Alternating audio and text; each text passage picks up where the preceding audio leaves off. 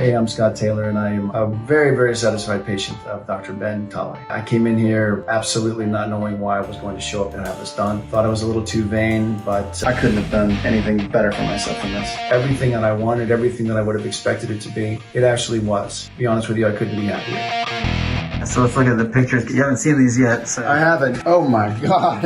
Okay, well, it speaks for itself. This is a tired, aging man. Look at the age difference right there. Everything about it, from the skin. We did a little bit of a brow lift, so we took the brows back up. And people worry a brow lift is going to feminize them, but you can see there's like zero feminization. This is manly man Scott.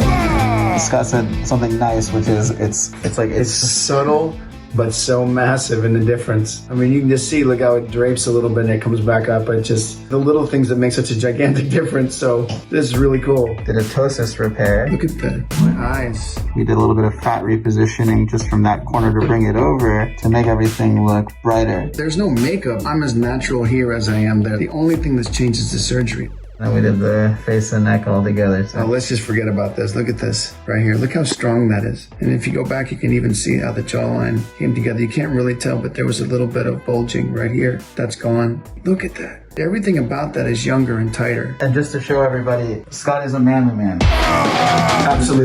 This is a manly man. Tattoos, rough looking guy, rugged, but just wanted to look refreshed. And so everybody realizes a neck lift, a face lift, a brow lift, whatever you're doing doesn't have to feminize you. You're not a vain person at all. No, at all. In fact, like I said, it was sort of like not something that I do, so I thought it was out of character to give it a shot. And I can't climb to the highest mountain and shout out loud enough that if you want to do something for yourself and you can do something for yourself, then you should come here. And you should let him work his magic on you, because you'll be really, really glad that you did. I know I am. People underestimate what a big change you can make while keeping things looking exactly the same.